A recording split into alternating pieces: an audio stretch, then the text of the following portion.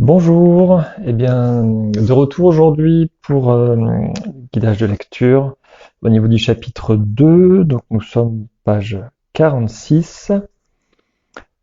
Dans ce chapitre qui s'intitule Mon environnement, mes activités et mon travail actuel, Seth écrit justement, voilà, simplement, depuis le début du chapitre, il a commencé à décrire son environnement en disant que c'était l'existence qu'il avait vécue la plus stimulante, hein, les défis qui étaient les plus intéressants à manier.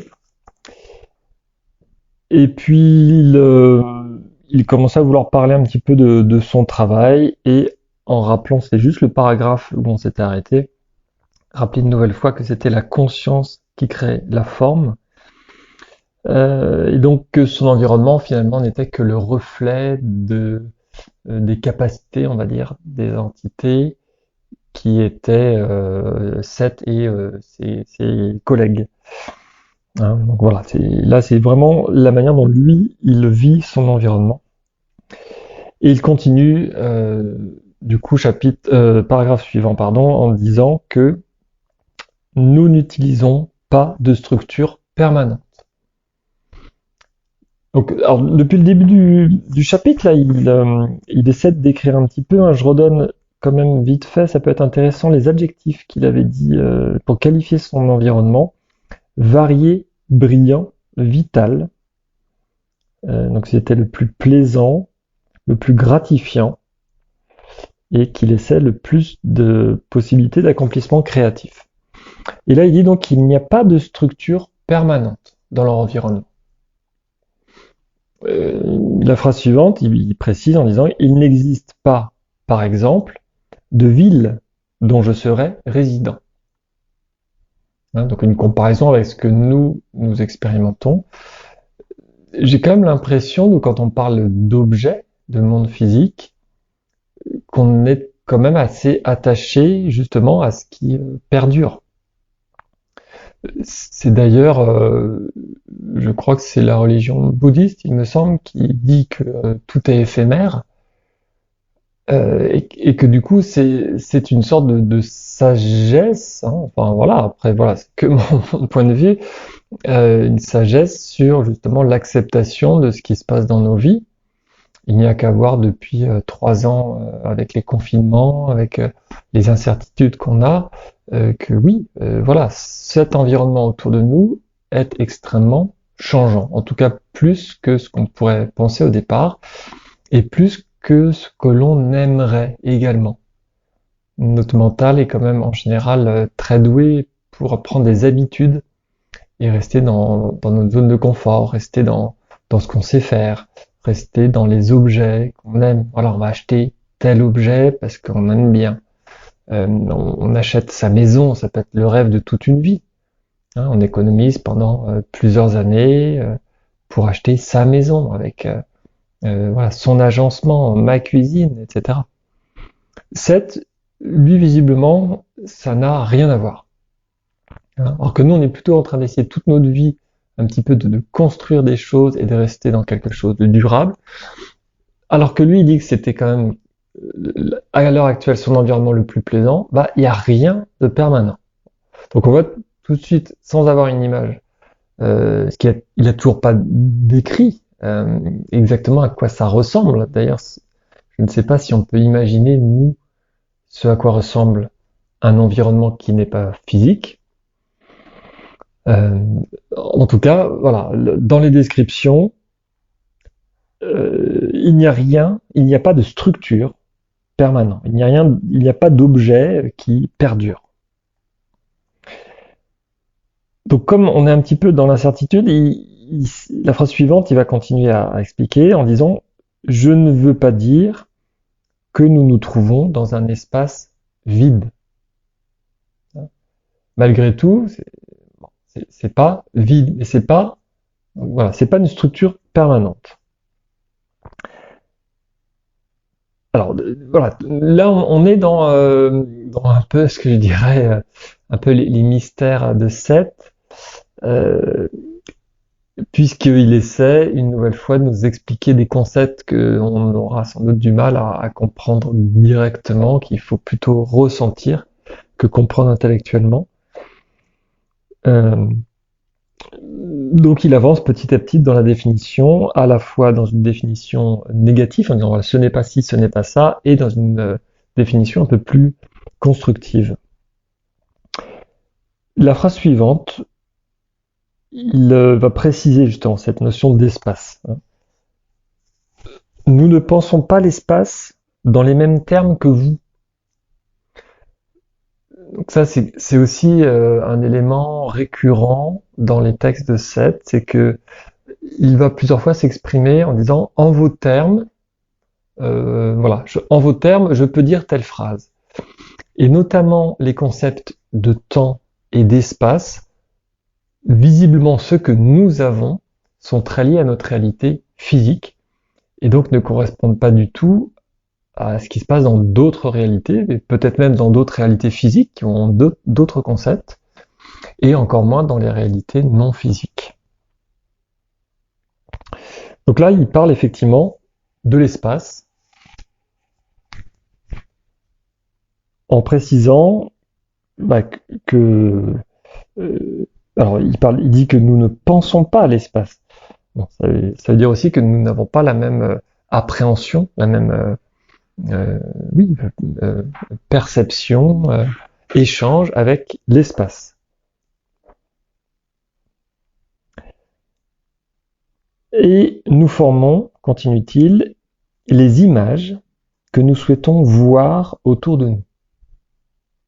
Donc, c'est une création, nous formons les images que nous souhaitons voir autour de nous. C'est une création à peu près directe, quelque part, d'images. Voilà. Je veux avoir directement autour de moi un objet ou une forme ou peu importe.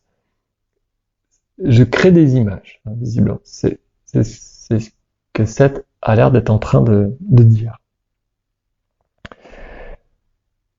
Donc c'est loin d'être vide, puisqu'ils peuvent créer des images, apparemment, enfin voilà, ça a l'air d'être assez simple. Nous formons les images que nous souhaitons voir. Donc là, on peut faire un parallèle, c'est-à-dire que nous, quelque part, c'est je souhaite avoir un objet à côté de moi, donc créer une image, former une image, bon, si on peut faire un parallèle par rapport à ça. En tout cas, il y a bien un désir. Donc soit après je vais l'acheter, soit je le crée, soit je le demande à quelqu'un, enfin bon. Donc il y a quand même, malgré tout, toujours, moi ça reste quelque chose d'assez logique, là j'ouvre des portes ouvertes, de dire qu'effectivement il y a quand même ce désir, cette conscience, avant la matérialisation d'un objet. Il y a une conception, en tout cas une conception avant la forme. Donc, visiblement, en tout cas, ça se passe à ce niveau-là de la même manière dans ce que Seth est en train d'expérimenter de son côté. Et il précise le paragraphe suivant en disant « Celles-ci, donc les images, sont créées par nos schémas mentaux. » Il y a bien quelque chose de l'ordre du mental, donc il n'utilise pas directement le terme mental, il utilise le schéma mentaux, donc une notion de ce que j'en comprends de conceptualisation de ce qu'il veut voir des images. En continuant, tout comme votre propre réalité physique est créée en réplique fidèle de vos pensées et de vos désirs.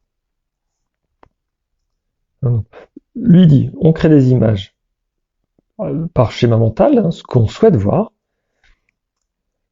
et que votre propre réalité physique est créée de la même manière, en fait, avec vos pensées et vos désirs. Donc, nos désirs et nos pensées sont à l'origine de notre monde physique. Mais il va plus loin que le concept que j'ai donné juste avant, c'est-à-dire je souhaite quelque chose, j'émets une idée, et après, est-ce que je l'achète, je le demande, je le crée, je je l'emprunte, etc., etc. Lui, il explique que vous pensez que les objets existent indépendamment de vous. Vous ne vous rendez pas compte qu'ils sont, au contraire, la manifestation de votre moi psychologique et psychique. Là, le concept qu'il évoque est quand même assez particulier. Vous imaginez, voilà, il dit que c'est une règle générale, que les objets qui sont autour de nous existent de manière complètement indépendante de nous.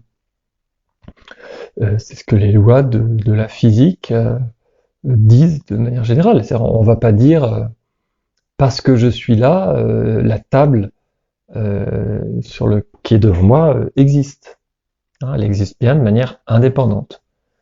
Et d'ailleurs, en physique, on va la mesurer, donc il y a 3 dimensions, après on peut la peser, on peut faire des tests de densité de matière, on peut regarder la couleur, on peut l'étudier sous toutes les formes, en disant c'est un objet, avec cette notion d'objet, c'est-à-dire que c'est objectif, qui n'est pas lié à un sujet, qui ne dépend pas de quelqu'un. C'est vraiment cette définition a priori au sens premier. Donc, généralement, vous pensez, nous dit Seth, que les objets existent de manière complètement indépendante de vous. Ils ont leur propre existence. S'il souligne ce côté-là, ça veut dire qu'il nous invite à réfléchir à la question. Et du coup, effectivement, la suite de la phrase, lui, c'est son explication à sa manière, en vous disant qu'en fait, vous ne vous rendez pas compte qu'ils sont au contraire donc la manifestation. Ils dépendent de notre moi psychologique et psychique, dit-il. Donc, ils sont la manifestation, il y a donc une dépendance. Sans moi, l'objet n'existe pas.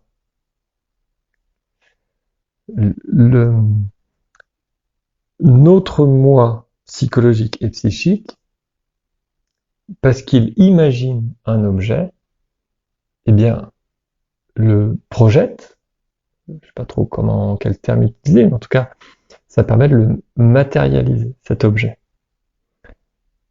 Là, le mot, c'est une manifestation. L'objet n'est qu'une manifestation de ce qu'on a déjà dans notre tête d'un point de vue conceptuel. L'idée même de l'objet qu'on en a. Et qui rejoindrait ce que Seth a dit les phrases précédentes, en disant, nous, on crée les images, on s'entoure des images, nous formons les images que nous souhaitons voir. Ce concept-là, moi, ça me rappelle une citation de Einstein. Je pense qu'Einstein avait quand même, oui, une vision, alors à la fois scientifique, très précise, mais un côté très intuitif et très profond de la réalité, la vraie réalité sous ce que l'on en perçoit. Sa citation, à quelques mots près, je ne suis pas au mot près, il a dû dire quelque chose comme « J'aime penser que la Lune est là, même si je ne la regarde pas. » Et pour moi, ça traduit exactement ce que Seth vient de dire. C'est quand même ambigu, de dire, voilà, j'aime à penser que la Lune existe, même quand je la regarde pas.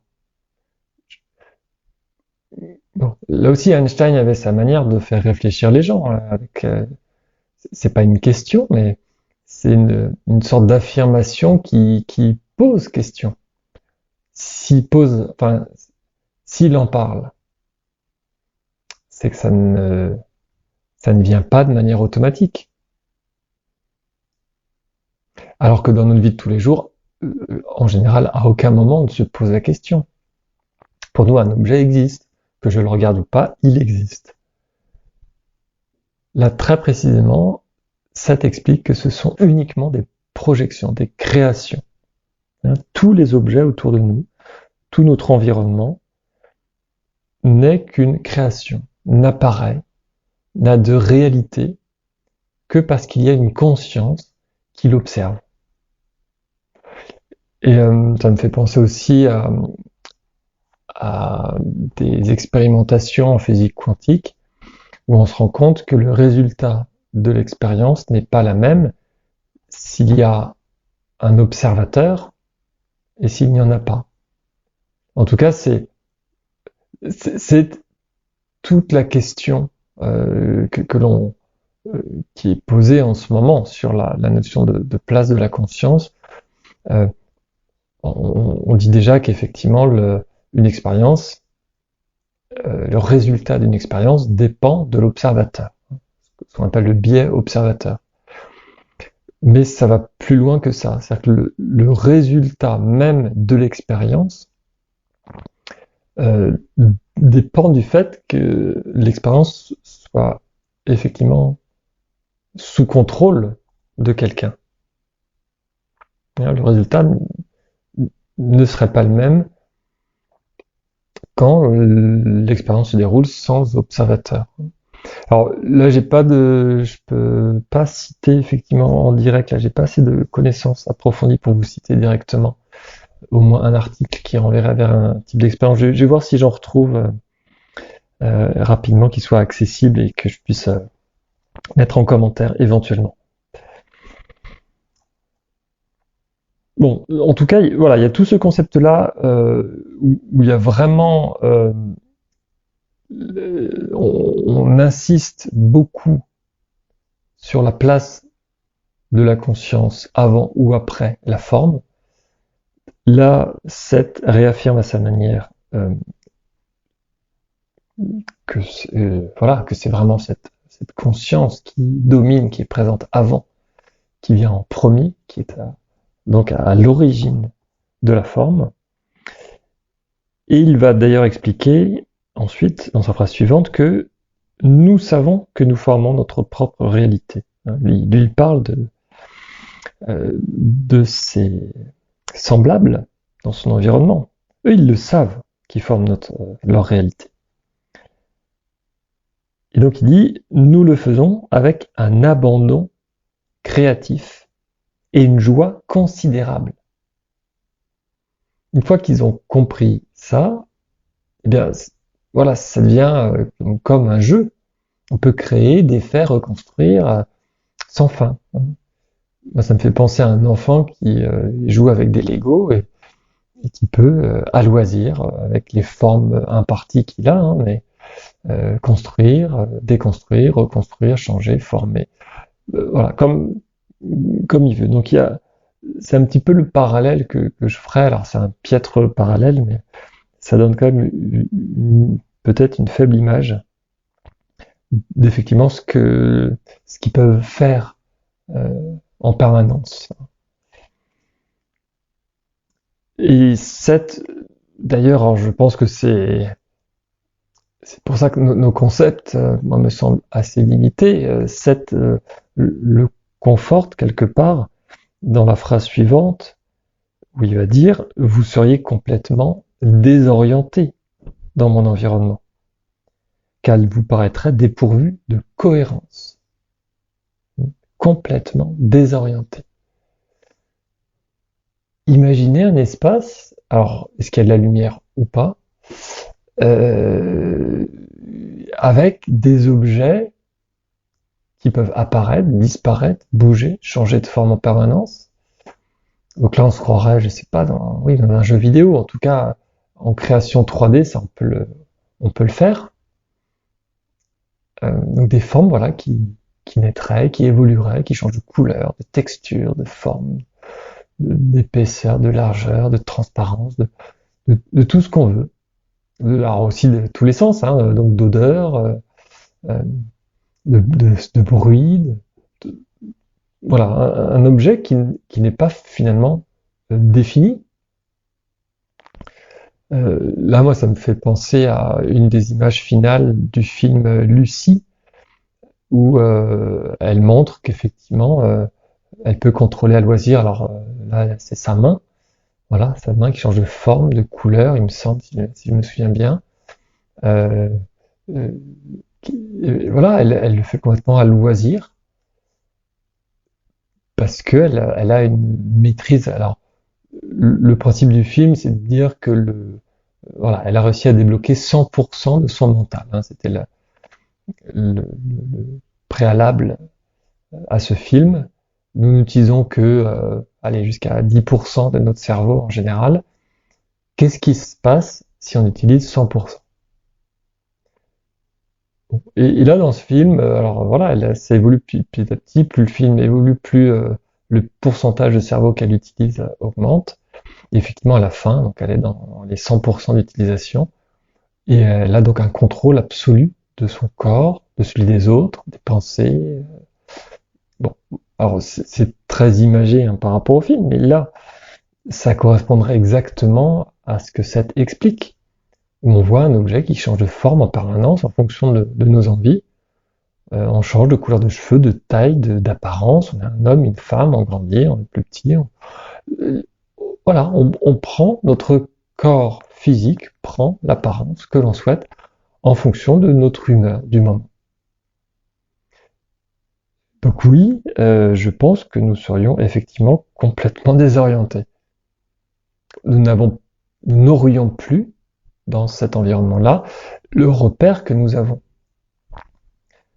Je vous disais que le cerveau, il est fait de telle manière qu'il fonctionne quand même mieux par les habitudes. Hein, les actions que l'on fait tous les jours ou la mémoire se constituent par la notion de réseau neuronal, hein, les connexions qu'ont les neurones les uns avec les autres. Et surtout la continuité. Hein, c'est comme si c'était un arbre avec ses branches. Et en fait, le fait par exemple, de s'entraîner au piano, hein, c'est un apprentissage qu'on peut développer, eh bien, ce sont toujours les mêmes euh, canaux, on va dire, les mêmes réseaux de neurones qui vont être activés, on fait tout le temps la même action. Et à force de répétition, parce qu'on le fait, on le fait, on le fait, on le fait, eh bien, les neurones ont compris que c'était quelque chose qu'on voulait faire de manière préférentielle. Et donc, les axones vont s'organiser de manière à ce que cette transition par ces neurones-là, ce geste-là qu'on refait, va être démultiplié. Il y a plusieurs alternatives. C'est un peu comme si on construisait une autoroute alors qu'il y avait avant un chemin de campagne. Hein, donc, alors on accélère, tous les neurones vont créer un axe ou la fibre. Voilà, on met la fibre optique alors qu'avant c'était le module de téléphone. Là, si certains se rappellent les vieux modems où il fallait raccrocher le téléphone pour pouvoir appeler et donc on utilisait la ligne du téléphone.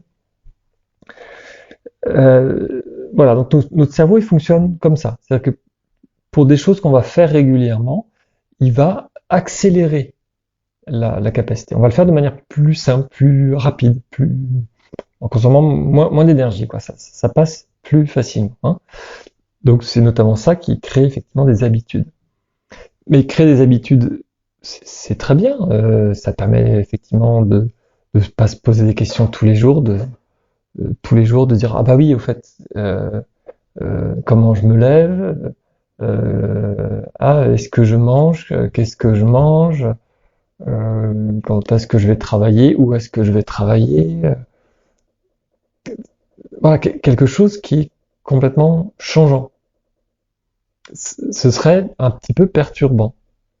Le cerveau a appris pour nous économiser notre attention, le fait de ne pas être tout le temps concentré sur tout ce qu'on fait, et bien à rentrer dans des petites routines. Alors, les routines, elles sont bonnes d'un point de vue physiologique, hein, économie d'énergie. Bon, il faut juste quand même peut-être se poser des fois la question si les habitudes restent bonnes. On peut prendre une habitude à un moment donné et puis l'environnement change et on continue à faire des choses qui ne sont plus forcément bonnes. Bon, là c'est une autre question, je m'écarte un petit peu du sujet, mais c'est pour dire que on rentre donc facilement dans des choses qu'on essaie d'installer. Comme je disais, la pensée bouddhiste ou globalement orientale, qui est de dire que tout change autour de nous, la réalité est changeante, eh bien, c'est pas forcément ancré dans la pensée, le mode de pensée occidental. C'est pour ça que je me permets d'en parler un petit peu ici. Ça, nous spontanément, on s'attache aux objets, aux choses pérennes, aux relations amicales, familiales. Euh, voilà, on aime bien créer des éléments stables, solides. Il faut pas confondre figé et solide. Hein. Des fois, c'est un peu ça. On a envie que ça bouge plus. Voilà, on crée une amitié avec quelqu'un, on voudrait que ce soit pour la vie. Bon, bah, ça peut évoluer, tout le monde évolue. Mais on est dans cette recherche, je pense, spontanément. Cette simplification qui est de dire, on installe des choses durables. Et du coup, dans un environnement où tout change, il n'y a pas de cohérence pour notre mental.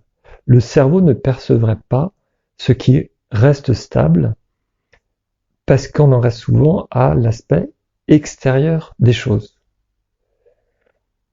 Ce qui compte pour nous, c'est plutôt à quoi ressemblent les gens qui sont autour de nous, pour les reconnaître. Hein.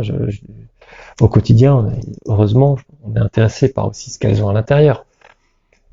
Mais en tout cas, pour les reconnaître quand on les croise dans la rue, c'est plus facile si c'est toujours le même sexe, la même taille, le même visage, voilà, la même forme, la même couleur de cheveux. Même des fois, on reconnaît plus quelqu'un juste parce qu'il a changé de coupe de cheveux.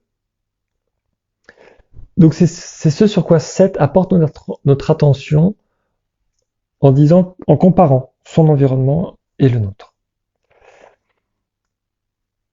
Donc c'est assez perturbant effectivement d'imaginer quelque chose où tout change en permanence autour de nous. Seth va continuer à parler de son univers en précisant que nous connaissons les lois internes qui gouvernent toute matérialisation. Là, c'est quelque chose de nouveau également comme concept, parce qu'il y aurait quand même des règles, des lois. Là, il dit des lois internes, quelque chose qu'on sent d'assez profond, d'assez ancré. Selon ce que je comprends de sa phrase, voilà, vraiment toute matérialisation, toute création, donc toute forme, hein, tout ce que l'on voit autour de nous. Il y a une règle pour que ça passe d'un concept, d'une idée, d'une conscience, à cette matérialisation, à cette création de l'objet. Tout objet confondu. Hein. Là, je parle également des entités vivantes, de tout ce qu'il y a autour de nous. Donc eux, ils connaissent ces lois. Donc ça veut dire que déjà, il existe des lois. Donc une des questions que nous on peut avoir, mais en tout cas, je me souviens me l'être posée la première fois que j'ai lu cette page en me disant mais ah bon, il y a des lois internes, alors mais qui les a faites? Enfin, c'est-à-dire qu'il y a à un moment donné quelqu'un qui pose des lois. Et elles sont a priori limitées, enfin suffisamment limitées pour qu'on puisse les connaître, les lister toutes. Je connais quelque chose, je connais l'entièreté de cette chose. Donc c'est quelque chose de fini. Hein, c'est plus compliqué. Là, en tout cas, j'essaie de réfléchir en même temps que je vous parle, mais de dire que je connais quelque chose qui n'a pas de limite, hein, un concept infini, ça me semble étonnant. Donc quelqu'un qui dit que nous, on connaît les lois internes, a priori, elles sont arrêtées, ou en tout cas définies, à un moment donné, toujours dans notre concept de temps. Mais ça a l'air quand même de quelque chose d'assez profond. Hein. C'est-à-dire que, je redis, c'est la loi qui indique comment toute conscience crée la forme. Quelle que soit la conscience, quel que soit l'environnement, physique ou pas, et quelle que soit la forme à réaliser également. Donc ces concepts sont quand même assez particuliers, et à ce moment-là du livre, en tout cas, moi, ma première lecture, ça m'avait plus posé de questions qu'autre chose. Euh, Bien sûr, ça apportera certaines réponses plus tard.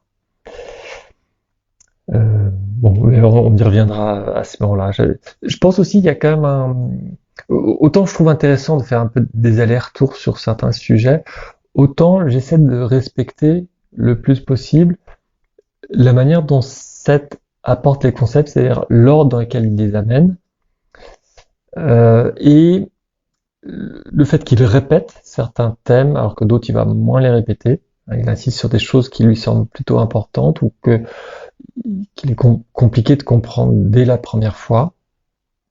Donc j'essaie quand même de suivre sa propre logique, et c'est la raison également pour laquelle je lis le livre dans son intégralité, mais avec tous ses commentaires pour essayer de faire des liens, mais voilà, sans ouvrir trop de portes en même temps, quelque part, sans ouvrir trop de questions. Par rapport à cette notion de matérialisation et de loi, Seth dit clairement la phrase suivante, que lui, il est capable de tout. Il dit « Je peux accomplir n'importe quelle matérialisation, jour et nuit, à toute époque de l'histoire, selon vos critères. » Là, maintenant, alors selon nos critères toujours, il est en capacité d'aller chercher dans n'importe quelle période de l'histoire, présente, passée, future, d'aller chercher des objets qui existent et de créer. Enfin, il a accès à n'importe quoi et il crée n'importe quoi, a priori, hein, si je comprends bien le sens de sa phrase. Ce qui veut dire que s'il a envie là tout de suite de revivre une scène ou une pièce particulière de la Renaissance, parce qu'il trouve que l'endroit est charmant, ou un paysage du Moyen Âge, il y a accès, il le fait directement. Et que visiblement, quand il le fait, les entités qui l'accompagnent, qui sont avec lui dans l'environnement, ont accès à ce paysage, à ces formes, à ces images qu'il crée.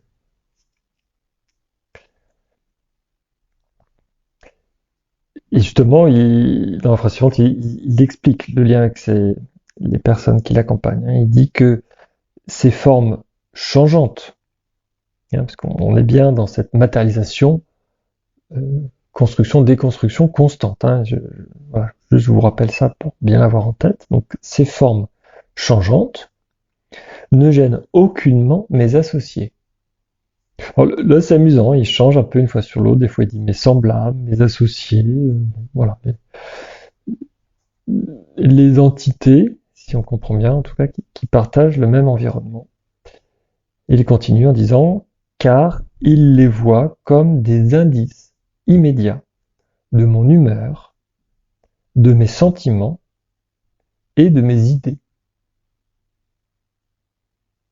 Ce qu'il crée en permanence reflète ce qu'il souhaite, ce qu'il a dans la tête et ce qu'il a envie de matérialiser. C'est voilà, quelque chose comme ça, un petit peu de spontané, de voir, ah bah tiens, je suis dans telle ambiance. Nous, on peut retrouver ça justement, là je viens d'utiliser le mot d'ambiance, avec l'ambiance musicale dans laquelle on est. Hein, surtout aujourd'hui, donc c'est très facile d'avoir accès à Internet, à quasiment l'intégralité des musiques du monde. Donc voilà, bah tiens, tout de suite, qu'est-ce que j'ai envie d'écouter? Est-ce que je suis plutôt pop, rap, jazz, classique, techno, métal? Euh, pour des gens qui aiment un petit peu toute forme de musique, bah, ils sentent bien qu'en fonction de l'ambiance, de leurs sensations là, dans lesquelles ils sont à un moment donné, ils n'ont pas forcément envie d'écouter le même type de musique. Hein. Eh bien, c'est un aspect, si on est juste sur l'aspect sonore, un aspect visiblement de la manière dont Seth et ses associés créent leur environnement. Donc c'est assez étrange de se dire qu'on peut, comme ça, sur les cinq sens et peut-être d'autres sens, d'autres capacités, puisque Seth avait déjà parlé des sens internes, qui sont donc d'autres manières d'échanger, de percevoir l'environnement. Donc là, pour le coup, si je développe un petit peu, c'est-à-dire qu'effectivement, à l'image de cette ambiance sonore dont je viens de parler, et bien en même temps, on peut le faire d'ailleurs, on met une ambiance lumineuse particulière, mais là c'est encore plus que ça, c'est-à-dire qu'on choisit si on est au bord de la mer, à la montagne, à quelle époque on est, la pièce, petite, grande, dehors, dedans, sous-sol, en l'air, en train de voler, bon. Donc ce qu'on regarde est absolument ce qu'on veut, le son, c'est absolument ce qu'on veut. Les odeurs, on choisit. Le toucher, voilà, si on va être assis sur un canapé, ou assis dans un lit, ou plongé dans la mer, si on est sur la neige, enfin bon, voilà, les sensations physiques de toucher sont ce que nous voulons. Et en même temps, on peut tout à fait manger quelque chose, goûter en tout cas, ou sentir, voilà, euh, des mets particuliers. C'est vraiment oui, l'image que j'ai, le monde virtuel. On recrée absolument ce qu'on veut, comme on est maintenant avec, ils essaient de plus en plus. Donc les lunettes, maintenant, c'est à peu près au point. Les vêtements tactiles, ça commence à se développer. On sent la pression de ce qui nous entoure. Donc on a l'impression quand on touche quelque chose que quelqu'un vient nous toucher, on sent. Euh, Bon, après, il reste plus qu'à mettre un petit dispositif pour nous envoyer des odeurs. Ça peut tout à fait se faire. Le son, là, déjà. Bon, le goût, je sais pas encore si, peut-être il y a des échantillons comme ça de goût particuliers. On n'est pas obligé de mettre du goût non plus dans chaque scène qu'on vit. Mais voilà, on voit qu'on est... l'image qu'on peut avoir de l'environnement de Seth, finalement, c'est un petit peu comme quand on rentre dans un monde virtuel. Donc, c'est peut-être aussi pour ça que cette réalité virtuelle, il y a un côté qui est assez... enfin, c'est du fantasme, quoi. On peut vivre ce qu'on veut. Et plus ça va se développer, plus on pourra avoir accès à ce qu'on veut. Toutes les images, les sensations que l'on veut. Donc, on peut imaginer qu'on peut charger une banque de données, tous les sons que l'on veut, toutes les, les images que l'on veut, toutes les sensations de toucher que l'on veut, les goûts que l'on veut, et les odeurs que l'on veut. Et on fait chacun son remix, et on crée la situation, voilà, qu'on veut expérimenter à un moment donné. Ça peut être, ça peut nous aider peut-être là, cette image-là, pour comprendre ce à quoi peut ressembler le monde de Seth. De même que dans Ready Player One, un film que j'ai déjà cité plusieurs fois, c'est Spielberg qui l'a réalisé. Euh, et bien voilà, on change de planète, on change d'univers. Si on a envie de faire la guerre, on va sur la planète de la guerre. Les jeux, on va sur la planète des jeux, etc., etc. C'est assez bien expliqué au début du film. Sauf que là, eux, c'est pas quelque chose de virtuel. C'est pas, ils n'ont pas besoin d'outils, d'objets. Ils n'ont pas obligation que quelqu'un les ait pensés et inventés avant eux, ou qu'ils puissent eux-mêmes coder. Alors, si vous êtes en capacité de le faire, coder, de créer un paysage, de l'inventer complètement, d'un point de vue informatique. Là, tout le monde a accès à ça en permanence. Donc ça, oui, ça donne quand il dit que c'est le plus plaisant des univers, des environnements, excusez-moi, qu'il a vécu, oui, on peut le comprendre facilement. C'est comme si chacun était en train de créer sa propre réalité. C'est bien le concept que ça dit, mais c'est que tout prenne forme devant nous en permanence. Il y a cette instantanéité, et donc avec cette richesse des possibles sous toutes les formes, jusqu'au moindre détail. Bon, voilà en tout cas la manière dont Seth décrit son environnement, voilà à quoi on peut essayer de se rattacher dans ce que l'on connaît dans notre vie quotidienne. Là, il y a un petit commentaire de Robert, hein, le mari de Jen, qui explique que pendant qu'elle est en train de livrer ce paragraphe, Jen est toujours en transe, mais en fait, elle se déplace, elle va dans la cuisine, hein, donc il dit ça, voilà, et qu'elle fouille pour trouver des allumettes, parce que visiblement, elle veut allumer une cigarette. C'est pour expliquer que il y a vraiment Jane et Seth. Enfin, moi, pour moi, voilà, c'est à nouveau une explication de cette distinction entre les deux. Seth, lui, il a déjà dit plusieurs fois, hein, ça fait 7 ans, là. Il a déjà dit depuis le début il faudrait que Jane arrête de fumer. Il lui a dit que c'était pas très bon quand même pour lui, pour elle. Excusez-moi le lapsus, puisque voilà, il appelle Robert, il dit il. Euh, bon, elle continue. Elle est dans sa vie, mais elle est capable, tout en dictant des phrases, bon, avec des concepts qui sont pas complètement évidents. En tout cas, la première fois qu'on les dit, qu'on les lit, il faut un petit peu de temps pour essayer d'imaginer ce que ça représente.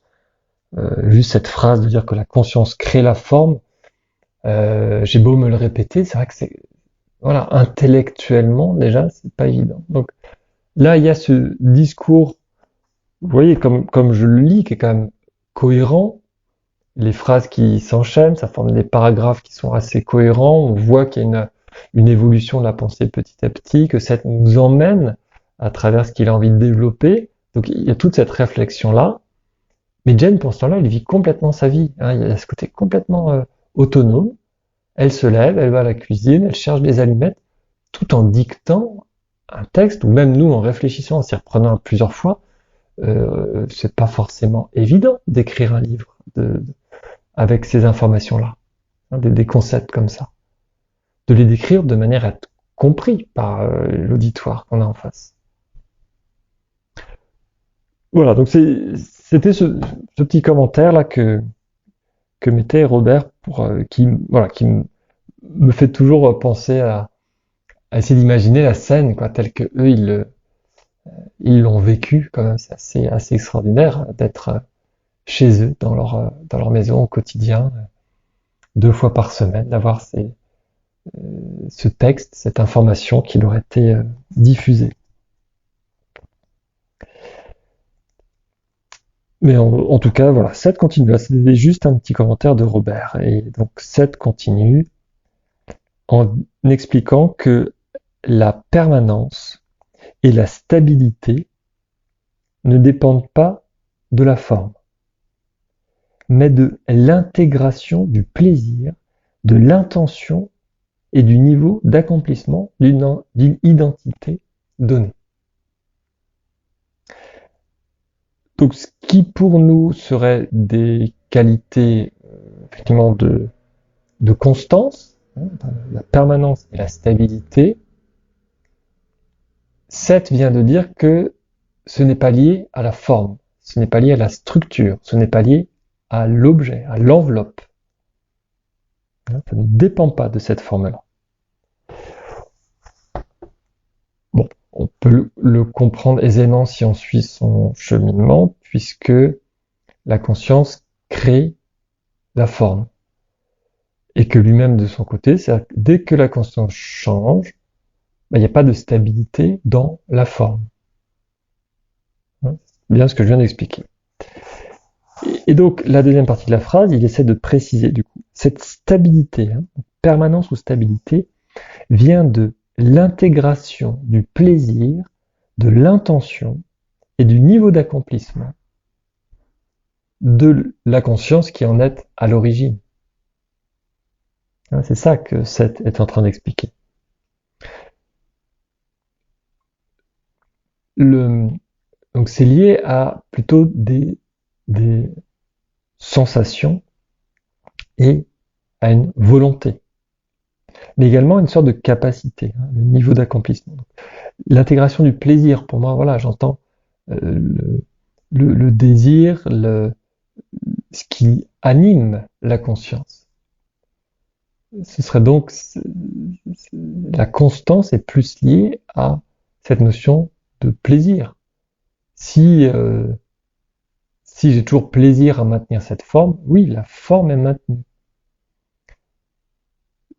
Si je suis tous les jours heureux et que tous les jours, du coup, bah, je vais exprimer plutôt des couleurs chaleureuses ou peu importe, une forme qui représente mon état intérieur, donc peut-être que la forme sera différente chaque jour, mais la constance vient de ce que je maintiens dans ma conscience, hein, de l'état de joie, par exemple. Hein.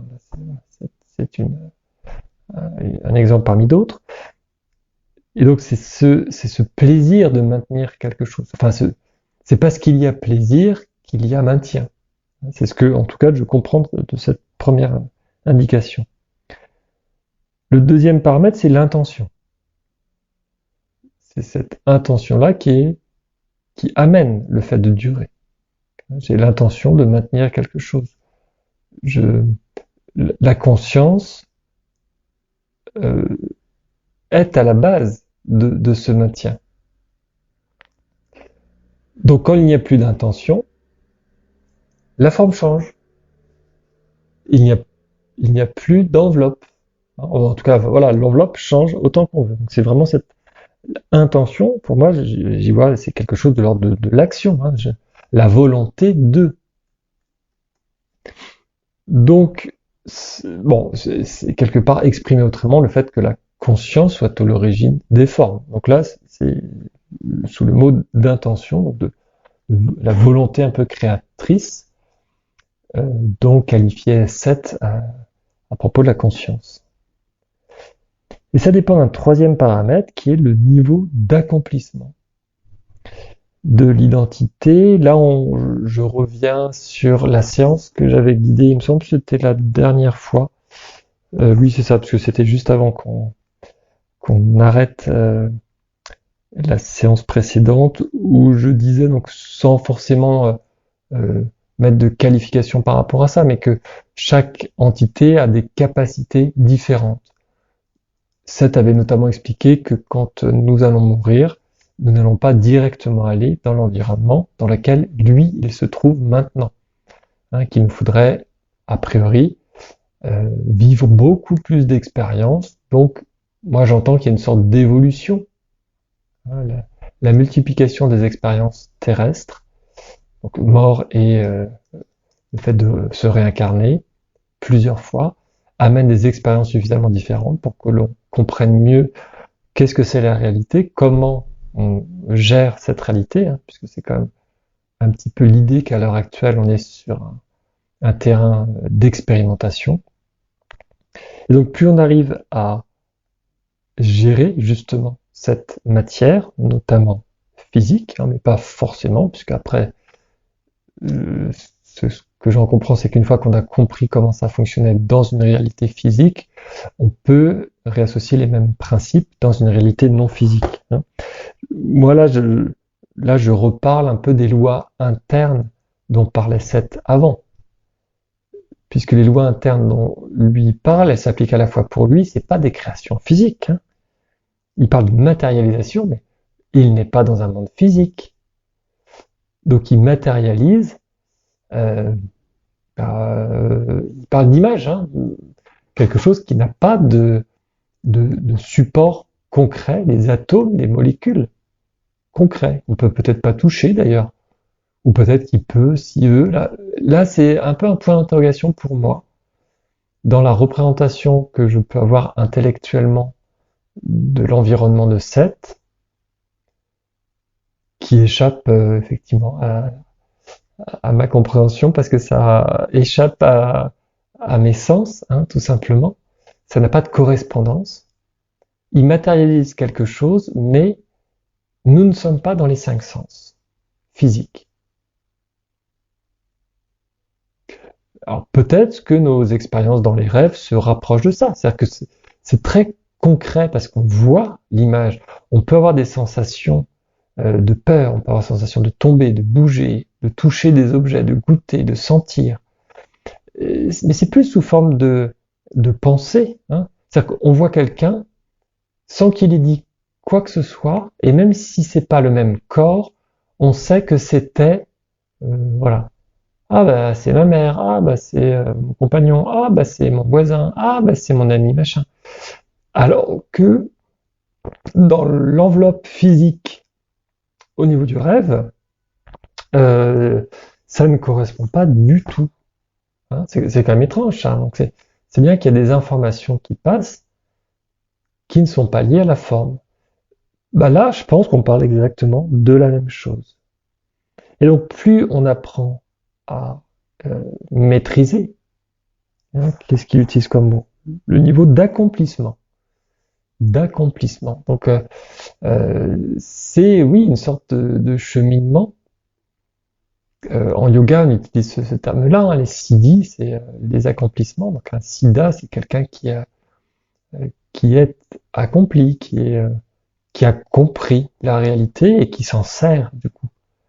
Il est plus dans une découverte, un petit peu, on va dire, je sais pas, pour faire une image similitude, un bébé qui se voit la première fois dans un miroir. Je ne sais pas comment il réagit, comment il comprend ce qu'il voit, ou qui découvre son environnement petit à petit, il va attraper des objets petit à petit, etc. Donc au début, on est vraiment dans un balbutiement d'interaction, et quand on arrive suffisamment à gérer ces interactions, on arrive à faire des choses constructives. Voilà, donc là du coup, on peut éventuellement installer des choses durables, puisque je reviens, c'était ce concept-là que essayer de développer, hein, la permanence et la stabilité, qui ne dépendent pas directement de la forme, mais de l'identité qui la crée, avec donc ces trois concepts que je vous redonne, la notion de plaisir, hein, l'intégration du plaisir, l'intention propre de l'identité, et donc sa capacité à rentrer en relation avec sa matérialisation, hein, ce que Seth appelle le niveau d'accomplissement.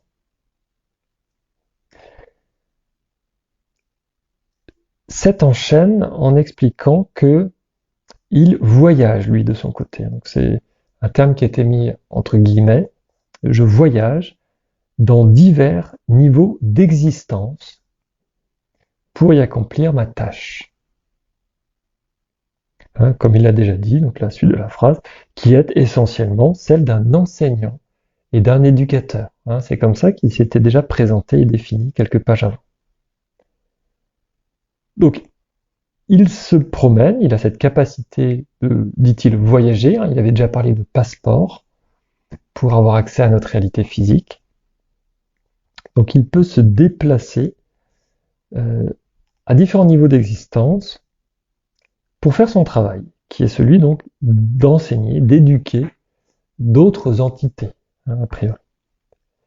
Il continue en disant « Et, à l'intérieur de ces systèmes, j'emploie les supports et les techniques qui me sont les plus utiles. »